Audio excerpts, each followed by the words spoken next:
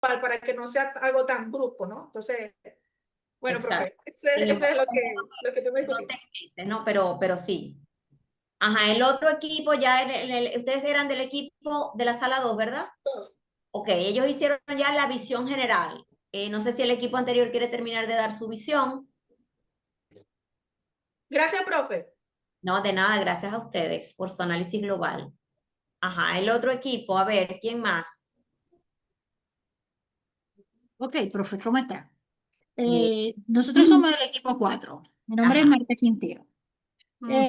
Tomando en consideración que es una empresa de tecnología, básicamente porque es desarrollo de software, estamos hablando de que ya pertenecemos consideramos que la resistencia al cambio no debería ser tan significativo como en algunas otras organizaciones.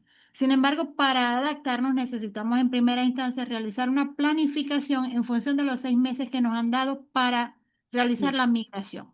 Inicialmente, evaluar los procesos, incluyendo las aplicaciones de orden prioritario que deben mantenerse para poder seguir satisfaciendo la demanda de los clientes, que es la cartera de clientes que se pueda tener y evitar caer en la pérdida de clientes. En ese mismo plan, por supuesto, evaluar inmediatamente cuáles serían los costos, porque ya previamente debió haberse hecho una evaluación de los costos de las adquisiciones de las licencias, ir adquiriendo las licencias en la medida que se van cumpliendo las diferentes fases que se puedan planificar dentro del proceso de implementación o migración de una plataforma a otra, sin abandonar inicialmente la plataforma actual.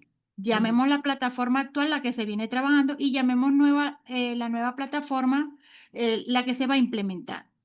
Ok. Entonces, de esa manera se realizaría la adaptación inicialmente, planificando dentro de esa planificación, incluyendo lo que sería la inversión y el adiestramiento, buscando la manera de que esos adiestramientos que se den sean adiestramientos que mantengan al personal motivado, por supuesto, que sean de fácil comprensibilidad, una jornada de adiestramiento muy intensiva, en el sentido de que se haga un poco más sencillo la adaptación. Evidentemente, si dentro de los equipos de trabajo existen personas que no se logran adaptar, son muy resistentes al cambio y no se pueden reubicar, entonces primero tratar de ver si se logran reubicar y si no, lamentablemente habría que ser sustituido o, o simplemente ya no formarían parte de los equipos de trabajo. Con relación no sé si avanzo con el resto de las opciones, Avanza, de las avanza. A. Ok, entonces tenemos adaptar, avanzar. En cuanto a avanzar, hablamos de mantener las dos plataformas, porque tenemos que, perdón, eso es aguantar. En aguantar tenemos que mantener las dos plataformas en el sentido de que no podemos abandonar, como somos una empresa de tecnología y de hecho tenemos una cartera de clientes que ya viene funcionando, entonces no podríamos abandonar del todo la plataforma antigua. Tenemos que tratar de mantenerla hasta que ya efectivamente no sea necesario tenerla dentro del lapso establecido dentro de los 6 meses. Ok. ¿Ok? En avanzar, los cambios, por supuesto, tienen que hacerse gradualmente. Dentro de la planificación están contemplados los lapsos que pueden ir de 1 a 2 meses, plantear 3 etapas donde incluimos la adaptación en la primera etapa, la evaluación y todo lo que sería el funcionamiento de cómo llevamos eso, para que sea gradual y poder controlar los cambios que se puedan estar presentando. Y, por supuesto, en función de eso, como les decía, abandonar, ya cuando lleguemos a la parte de abandonar, evidentemente el mantenimiento de la antigua plataforma tiene que abandonarse, más sin embargo, no al 100% hasta que no se llegue al final. Porque si vamos a necesitamos tener, eh, digamos, en paralelo las dos plataformas para que el cambio al final no sea tan impactante dentro Ok. de lo que sería la implementación. Y el aguantar, por supuesto, los gastos, habrá que aguantarse con algunos gastos inicialmente, con gastos de la antigua plataforma y gastos o costos que van a implementarse para el uso de la nueva plataforma. En un principio van a ser mayores y ya luego que esté en funcionamiento 100% la nueva plataforma, esos gastos deberían tender a disminuir, que es lo que se está buscando inicialmente con la migración. No solamente eso, sino que los cambios tecnológicos hoy día son muy, digamos que, vertiginosos y por supuesto esto nos va a mantener, siendo una empresa de tecnología, mantener en constante cambio y, y mantenernos a la vanguardia dentro de lo que sería el mercado que pudiéramos estar atacando o atendiendo, por no decir atacando. Bueno, eso desde nuestro punto de vista Bien, consideramos que es importante en la estrategia a considerar. me parece bien. O sea, viendo cada opción, fíjense que dentro de los 6 meses no es que me voy a ir de una vez para una de las A, sino que yo puedo ir manejando las diferentes posiciones a lo largo del proceso de configuración de ese cambio en esos 6 meses. Entonces, ¿qué voy Exactamente. a avanzar? ¿Qué voy a abandonar? ¿Dónde me voy a, ¿cómo se llama? Adaptar rápidamente? Entonces, ahí tiene que haber una capacidad de flexibilidad por parte de los gestores del cambio para ver cómo vamos acometiendo ese cambio. Evidentemente, aprovechando todos los recursos y evitando, por supuesto, en lo mínimo, porque estamos hablando de que tenemos personal que tiene una alta experiencia y tenemos que tratar de conservar ese personal lo más posible. Entonces, Ujú. procurando en la medida de lo posible que ese personal se quede en la empresa, en la organización y reubicarlo. Evidentemente, sí habrán situaciones que tengamos que irnos por el caso más trágico, pues, que se tiene Correcto, que abandonar la empresa, pero siempre tratando de preservar el recurso humano, que es uno de los recursos más valiosos. correcto. Darle el apoyo y el acompañamiento de tal manera que tratar de conservarlo. Exacto. Gracias, Marta. Gracias a tu equipo. A ver, ¿quién más? ¿Alguno de los otros dos equipos que quiera compartirnos? Bueno, profe, nosotros para terminar la idea, A ver, el equipo 3, ok. bueno, hablamos de como primera estrategia la identificación de los departamentos, luego verificar lo del tema de la inversión, lo que es la identificación de la capacitación, los equipos y las personas que van a realizarlo. En la parte Ujú. de avanzar, nosotros consideramos que se debería de generar una planificación formativa. Ok. Eso va a ayudar a que el personal se sienta, ya creo que Adelso quiere participar y él es parte de mi equipo. Ok. No, mi niña, pero termina tú la idea. Cualquier cosa yo te enfoco.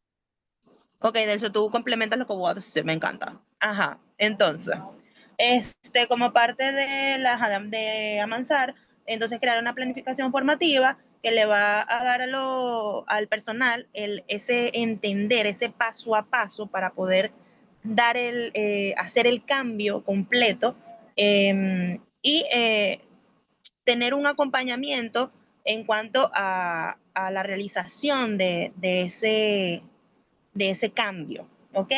En la parte, en cuanto a abandonar y aguantar, bueno, yo en esa parte, entendemos que cuando estamos en ese espacio de aguantar, solamente, que era lo que le comentaba a mi equipo, tenemos dos salidas. O abandonamos, viéndolo desde el punto de vista de personal y no de lo que es el accionar, sino como personal. O aguantas y te adaptas para hacerlo en dos pasos, o aguantas y abandonas. Y viendo desde un punto de vista empresarial, netamente de procesos, abandonaríamos progresivamente, ya al completar el tope de los 6 meses, abandonaríamos ese proceso antiguo que ya quedaría obsoleto. Ya no lo podemos utilizar porque generaría un gasto adicional, no sería una inversión, sería un gasto. Entonces, como empresa no nos podemos permitir tener más gastos adicionales de lo que ya tenemos.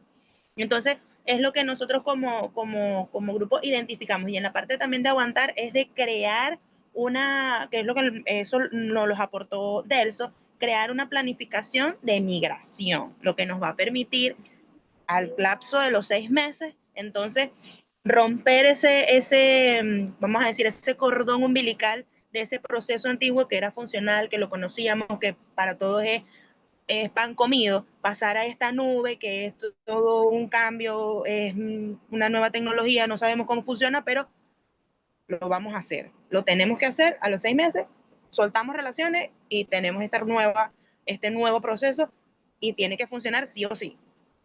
Bueno, es lo que nosotros, no sé si Delso va a complementar la idea.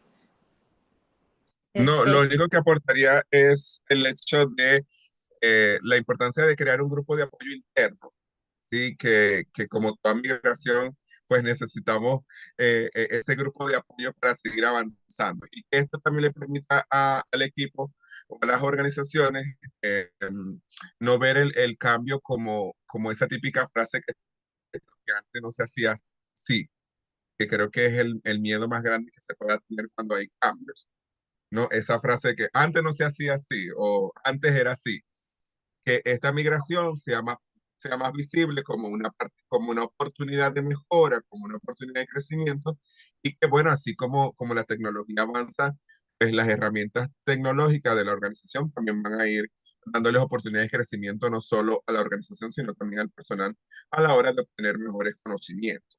Entonces, eso también lo veíamos. Y otra de las cosas que también lo veíamos a la hora de plantear la planificación de migración es que todo tiene su tiempo y su espacio, ¿no?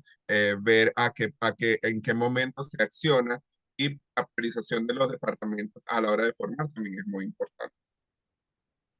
Perfecto.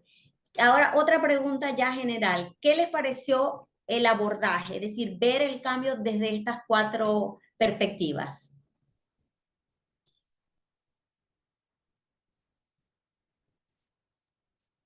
Profe, y disculpe, bueno, no levante la mano, perdón, pero yo creo que es una herramienta suple, sup- eh, súper aplicable a nuestra gestión de trabajo, ¿no? No quitándole el valor a usted, me imagino que la que creó este instrumento, pero sí viéndolo como un análisis interno como gerentes de las organizaciones. Yo creo que es una oportunidad, profe, de ver nuevas acciones y plantearle a nuestros superiores que hay distintas herramientas que se pueden aplicar en esta nueva innovación. Para hacer los análisis. A ver, Gabriel, después Michaelín y luego Cristina. Bueno, profe, cuando abordamos cualquier proceso como con una estructura, vemos que todo se facilita, porque entonces ahora nos enfocamos en las 4A y cosas que de repente hacíamos o aplicábamos de manera empírica, pero tal vez un poco más desordenada, más ambigua, más abierto en criterios, aquí ya vamos puntualizando sobre la base de una estructura que ya se nos presenta y eso termina facilitando las cosas. Gracias, Gabriel. Michaelín. Bueno, algo similar a lo que dice Gabriel, y como lo comentaba cuando escribí, es que esto nos genera a nosotros una orientación, vaya, porque como gerente de recursos humanos, solemos tratar de tomar decisiones, o por lo menos en mi caso, trato de tomar decisiones en cuanto a que todo el equipo esté conforme, pero siempre de manera empírica. Entonces, tener el conocimiento primeramente teórico y seguido práctico de lo que es las 4A me generan, por lo menos a mí, me generan una dirección y poder aplicarlo con el equipo de una manera más, quizás más amigable, porque al contener una dirección central, es quizás más amigable poder impartirlo en el personal, que capaz no entiende de la misma manera que lo podamos entender nosotros como profesional del área. Entonces, esto me encanta, o sea, me da una información nueva y rica que nos ayuda como gerentes. Perfecto, para tomar decisiones. Gracias, Michaelín. Cristina.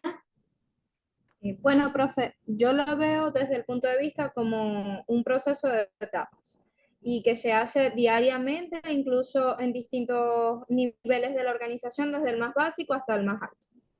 y que es frecuente, es periódico, es cotidiano y que siempre se va a estar presentando. Entonces, aparte de que permite identificar las etapas que de pronto en un momento determinado no, por lo menos antes no se tenía esa identificación, al poderlo identificar, al poder darle un nombre, se puede abordar de mejor manera.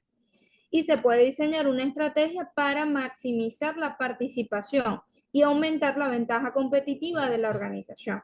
Como dije en la participación anterior, todo el capital humano es ventaja competitiva, porque en el momento que sale de la organización es un instrumento a utilizar para la competencia, que ya se lo estamos entregando con lazo y todo. Entonces, poder identificar estas etapas y poder identificar cómo reaccionamos y cómo reacciona el equipo es poder diseñar una estrategia rápida e inmediata para minimizar el riesgo, porque el cambio siempre va a estar en todo, desde por decisiones gubernamentales hasta por situaciones, hasta, bueno, por ejemplo, el caso del temblor. Hasta eso, a los días, muchas empresas tuvimos que hacer charlas de seguridad industrial. Okay. Y es algo que geográficamente aquí no pasaba, pero tuvo que hacerse. Hasta esos cambios, que el cambio no es controlable, el cambio lo único que puede controlar uno es la reacción, tanto humana como organización. Entonces, Correcto. bueno, es buenísimo tener la identificación de esas etapas y poder reaccionar a ellas preventivamente, no reactiva. Perfecto. Gilberto y cierra Marta. Para mi percepción sobre esas 4A, lo asemejo con las estrategias del FODA, porque a la final me gusta de que se pueda plasmar de alguna forma para que en la mesa de trabajo se tomen buenas decisiones. Y el poder comparar, el poder verificar y ver cómo se pueden adaptar, avanzar, todo esto suma y poder generar buenas conclusiones y decir, hay un equilibrio, podemos accionar así, podemos... eso es lo que para mi percepción es súper bueno, todo suma, todo Perfecto. suma.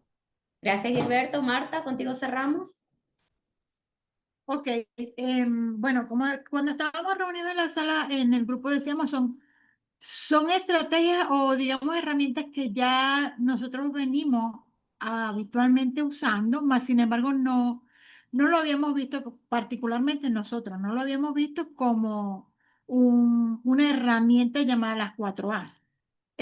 Muy interesante de aplicar y sobre todo cuando se dan cambios muy importantes como este tipo de ejemplo, porque habitualmente, como dice Cristina, tenemos cambios. Todos los días dentro de una organización existen cambios a los cuales habituarse. Entonces, esta herramienta viene, como quien dice, a orientarnos mucho más de lo que ya venimos haciendo dentro de las organizaciones, a cómo soportar estos cambios. Al igual que algunos compañeros que estamos en el área de tecnología y podemos ver cómo esta herramienta se utiliza con mayor frecuencia cuando nosotros entramos a una empresa a hacerle la actualización de sistema o a implementarle un sistema nuevo, indistintamente de cómo se llama el sistema, ¿no? Entonces podemos ver que existen personas que como decía, ay, que antes no se hacía así, yo no lo hacía asado, porque lo hacías de forma manual y tenías cierta libertad o porque lo hacías con otro sistema de información que te permitía hacer ciertas cosas que ahora no es que no te las permita, sino que de repente la orientación que uno le está dando, cómo deben realizarse de la mejor manera para poder optimizar la herramienta que se está implementando. Entonces, Correcto. estas 4A pienso que son muy interesantes y que a la hora de implementar cambios más significativos dentro de una organización forman una herramienta, forma parte de las herramientas valiosas para la toma de decisiones que podemos emplear.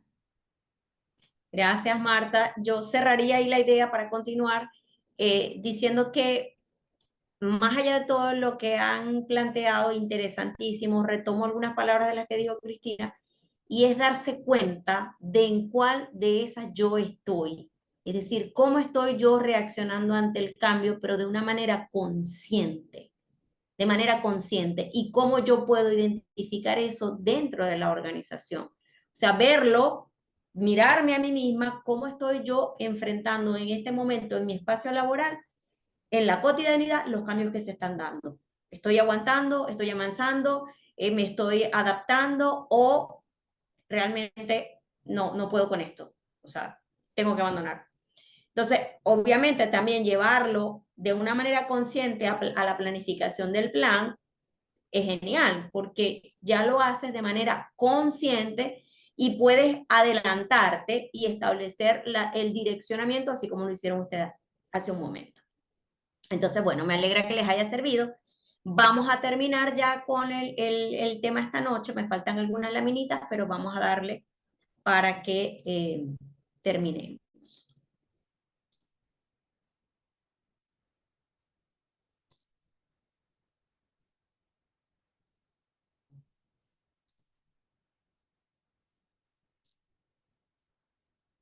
En estas láminas que tenemos acá, está el modelo de cambio organizacional de John Kotter. Como les dije, es un autor súper reconocido en el tema del cambio. Y él plantea este modelo que tiene 8 pasos. ¿Qué dice él? En primer lugar, tenemos que crear un sentido de urgencia con respecto a por qué llevar a cabo el cambio. Convencer a los miembros de la organización de la necesidad crítica de cambiar. ¿Y cómo yo puedo convencer? Con argumentos válidos, con datos. ¿Qué pasa si no cambiamos? ¿Cuáles son las consecuencias de quedarnos donde estamos? ¿Cuáles son las consecuencias con respecto a la competencia? ¿Cuáles son las consecuencias internas? ¿Cómo están nuestras finanzas? Crear ese sentido de urgencia es importante porque va a ser como el motor impulsor para que lo otro se pueda dar.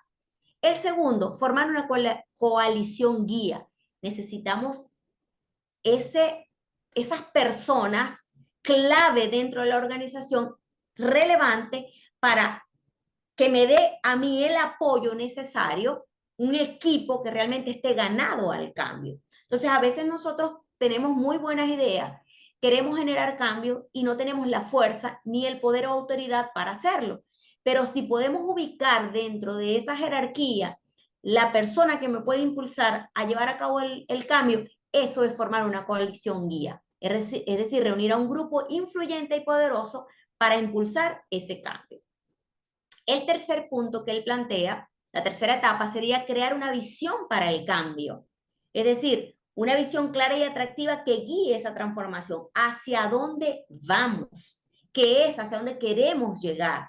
Como esa visión de la organización, ¿qué es lo que va a pasar cuando este cambio lo estemos ejecutando? ¿Hacia dónde vamos a llegar? ¿Cuál va a ser esa meta planificada?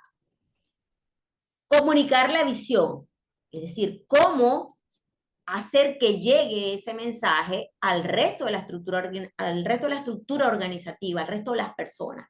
Asegurarse de que todos comprendan la visión y el proceso, que tiene que ver con lo que inicialmente hablábamos de comunicación y educación. ¿Cómo yo llego?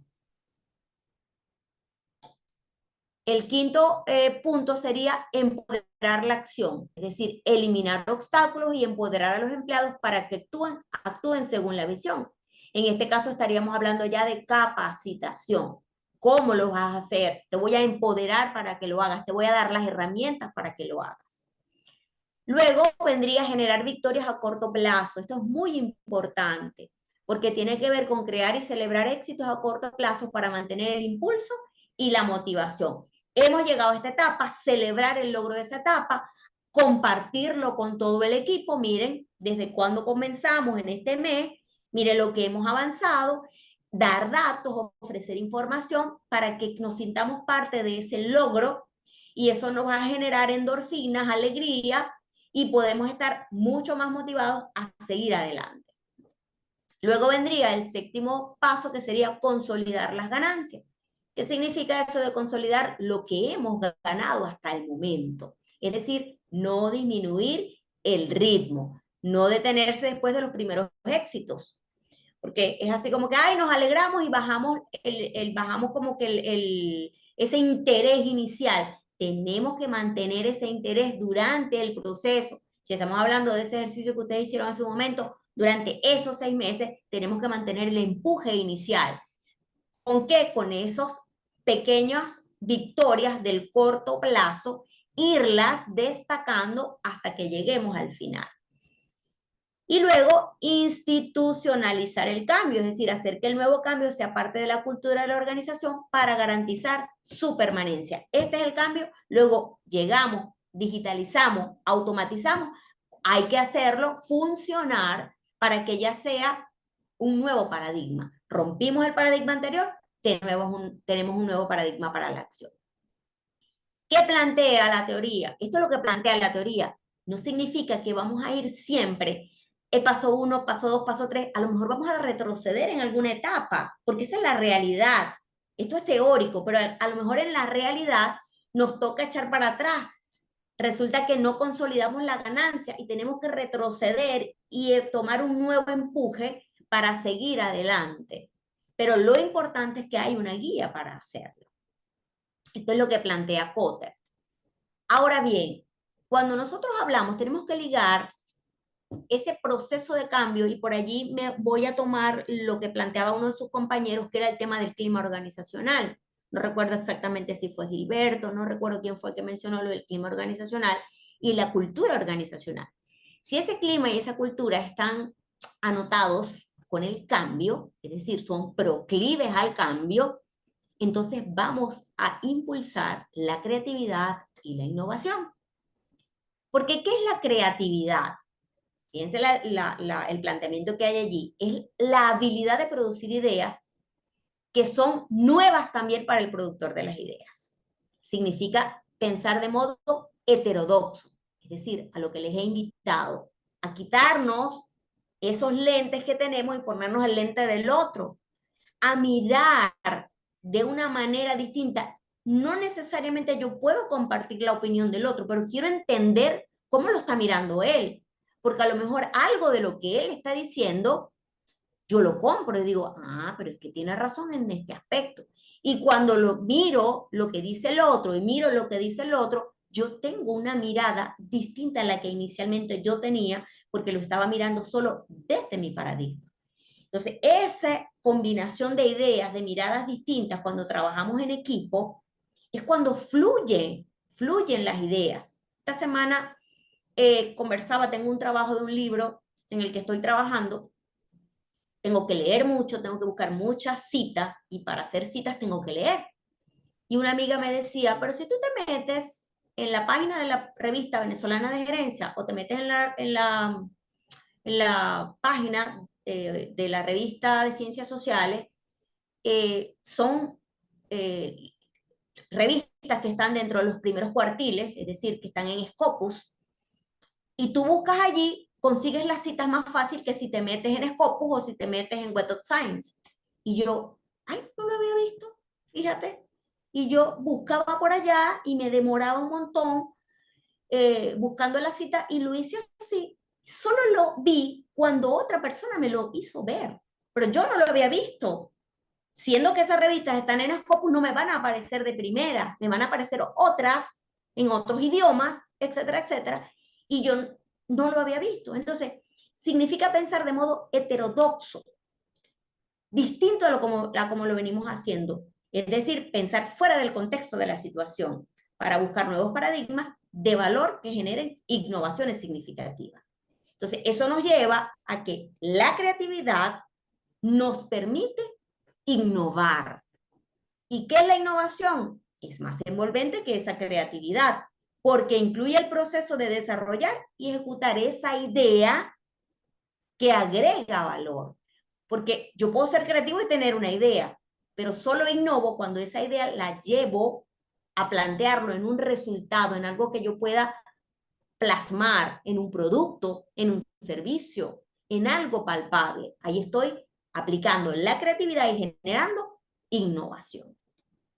Significa encontrar otros caminos para aplicar el conocimiento, sobre todo el conocimiento nuevo, nunca usado antes.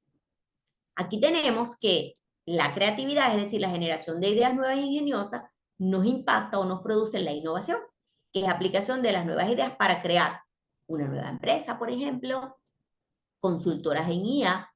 Ahora estamos con IA, se necesita que alguien me ayude a ver cómo yo voy a aplicar esa IA en mis procesos. Entonces, se han generado empresas consultoras en inteligencia artificial. Un nuevo producto, los drones. Un nuevo servicio, la ciberseguridad. Un nuevo proceso, atención bancaria electrónica. Un nuevo método de producción, diseño asistido por computadora, que es fantástico esto del diseño por computadora, porque ahora tú todo lo tienes en todas las dimensiones que lo quieras ver, antes de llevarlo a la práctica, a la realidad, ya tú tienes el diseño con todas las posibles opciones que incluso compramos viendo el diseño de una casa o el diseño de un traje o el diseño de cualquier cosa. Primero nos lo pueden presentar de una manera casi como que mágica. Entonces, pasar el hecho de que podamos generar espacios de creatividad e innovación en las organizaciones pasa por ser proclives al cambio, proclives, abiertos a ver las cosas de una manera distinta. Y eso solo lo podemos generar si damos espacio para que la gente presente sus ideas, para que la gente comunique, es decir, que tengamos canales de comunicación que no solo vayan de arriba hacia abajo, sino que también vayan de abajo hacia arriba y de manera horizontal e incluso diagonal. Es decir, estar abiertos a escuchar a los otros. Y no es una escucha cualquiera, es una escucha activa. No es oír, es escuchar con atención. ¿Qué es lo que me quiere decir el otro? ¿Alguien quería decir algo? Ok. Factores que bloquean la creatividad que debemos considerar: la inseguridad personal, es decir, temor a asumir riesgos y enfrentar el fracaso. La inhibición, tengo temor a equivocarme, entonces eso me merma mi posibilidad de ser creativo porque no me atrevo a decir, mira, se me ocurre tal cosa, mira, me parece que tal cosa, y si lo hacemos así. Y obviamente, ¿cómo es la empresa? Y es de lo que les vengo hablando. ¿La empresa está abierta al cambio o tiene un modelo conservador y burocrático que frena esa posibilidad? Y eso nos lleva a hablar de la seguridad psicológica, que en el video esta autora lo mencionó. La seguridad psicológica, planteada por Shane Bennis, que la describe como la reducción de la ansiedad de una persona por ser aceptada y valorada. Es decir, cuando yo siento que soy aceptada y valorada, tengo una fuerte seguridad psicológica, porque no me importa asumir el riesgo, no me importa ese temor a hacer el ridículo, que me digan, mira, esa idea es tonta, o esa idea no tiene nada que ver con lo que estás aquí, pero yo me arriesgo, yo lo digo. No tengo temor porque mi seguridad psicológica es fuerte. ¿Cuáles son los factores? Bueno, esos son los factores que bloquean la creatividad, que tiene que ver con la seguridad psicológica. ¿Cómo se manifiesta esa seguridad psicológica?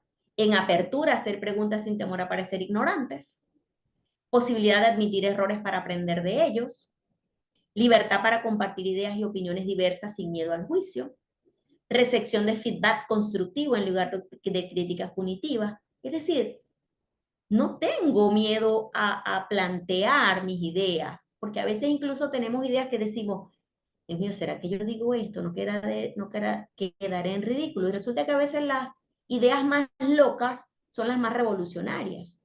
Entonces solo hay que darnos como que el chance de comunicarlo, de compartirlo y ver en ese feedback, en esa comunicación entre pares, ver qué sale de allí, qué podemos activar como una idea creativa que después podamos transformar en una innovación.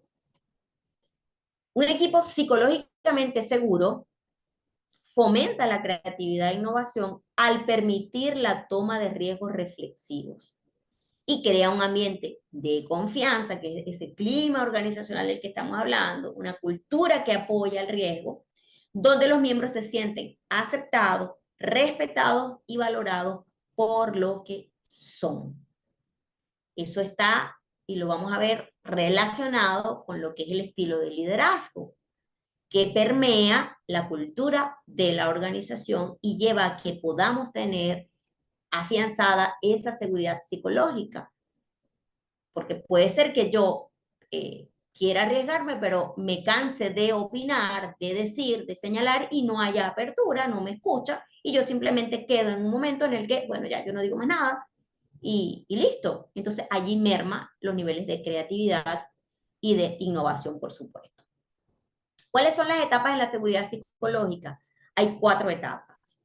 La seguridad de inclusión, que es la primera etapa, es fundamentada donde los miembros, es la etapa fundamental donde los miembros se sienten bienvenidos y aceptados como parte del grupo sin importar sus diferencias. Es decir, es una cultura abierta a la diversidad. Y por lo tanto me siento aceptado desde el momento 1. Seguridad de ¿qué? De la inclusión. Seguridad para aprender. Una vez que ya yo me siento incluido, aceptado, entonces vendría esa segunda etapa donde los individuos se sienten seguros para hacer preguntas, experimentar y cometer errores sin temor a ser juzgado o avergonzado. Yo no me lo sé todo, yo tengo que preguntar. ¿Y a quién le pregunto? A aquella persona que yo veo que esté abierta a apoyarme, me siento segura y por lo tanto creo que es muy importante siempre entender que el mundo de hoy es un mundo de conocimiento y de información y nosotros no tenemos capacidad para aprenderlo y saberlo todo. Pero si estamos abiertos al conocimiento y a preguntar y estar abiertos a que quizás nos vean como que no sabemos, pero yo estoy segura de quién soy, pero quiero seguir aprendiendo.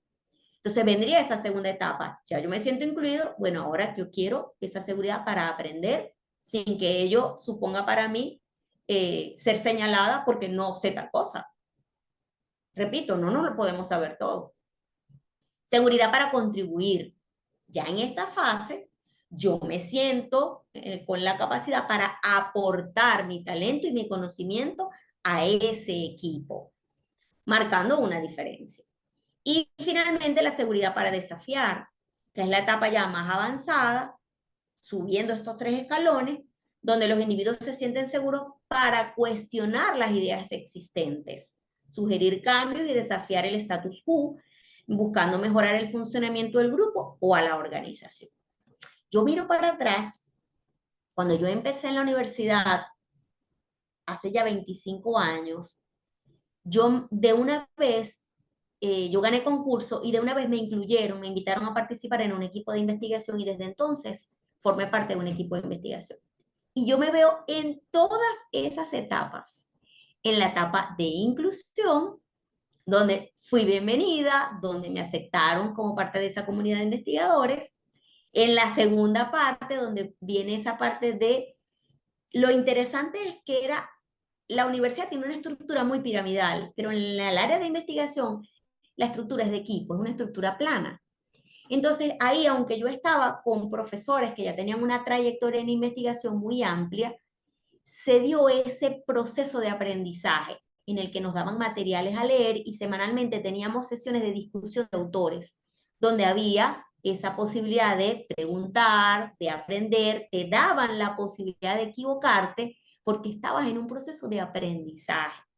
Luego pasé a la etapa de contribución, ya me dieron la responsabilidad para yo escribir mis artículos. Primero hacíamos artículos en coinvestigación donde yo tenía una partecita del artículo y los otros tenían las otras partes y entre todos armábamos el artículo, una actividad colaborativa, hasta llegar a la etapa esa de desafiar, que es la etapa más avanzada, pero que forma parte de tu crecimiento y desarrollo, donde ya tienes una mayor experiencia, ya fui a hacer ponencias, ya comencé a escribir mucho más, es decir, ya tenía esa posibilidad de desafiar el cómo lo veníamos haciendo, incluso las discusiones mucho más enriquecidas porque todos estábamos creciendo. Entonces yo me veo ahí y digo, ya yo pasé por todas estas etapas en ese equipo fantástico en el que tuve la oportunidad de participar. Pero dentro de una estructura piramidal, pero allí en esa área se trabaja de esa manera. Entonces en todas las organizaciones creo que siempre hay la oportunidad cuando hay una cultura organizacional que tiene un liderazgo abierto a ese cambio y al crecimiento del personal. Porque sin duda alguna es el personal, cuando el personal se siente satisfecho en su espacio laboral, cuando le gusta lo que hace, obviamente eso se ve retribuido en los resultados de la organización. Es la compensación hacia la organización.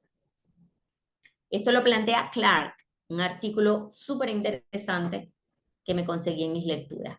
Aquí tienen este video que lo van a ver ustedes porque ya no tenemos tiempo. Lo van a buscar, es el video también de Tatiana sobre seguridad psicológica.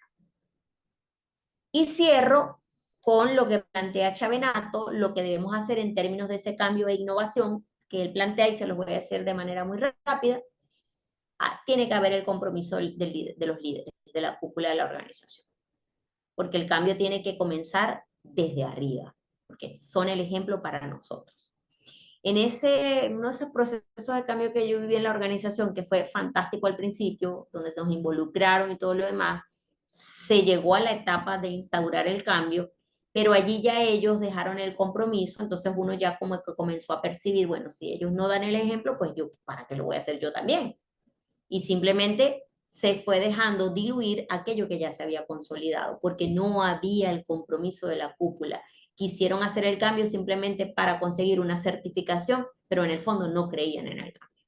Eso es muy triste, porque hubo un proceso realmente largo. Aproximación e integración al personal, generar habilidades y capacidades, conseguir la participación de la gente, ofrecer oportunidades e incentivos, así como recompensa, un liderazgo abierto al cambio, un liderazgo proactivo, un liderazgo transformacional y obviamente generar la continuidad. No es llegar, sino mantenerse, lograr el cambio, manejar un nuevo paradigma y luego trabajar sobre ese paradigma. Con eso termino de compartir entonces y cierro teóricamente el tema del cambio porque lo tenemos que seguir manejando en la medida en que vamos trabajando con la semana que viene ya iniciando el tema del liderazgo. No vamos a dejar nada aparte, sino que siempre lo vamos a estar retomando.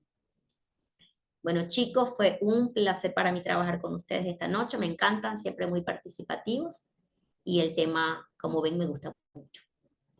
Así que bueno, feliz noche. ¡Ah, ya va! Ya tienen en el aula la tarea. Ya está abierta. Esta tarea es en equipo.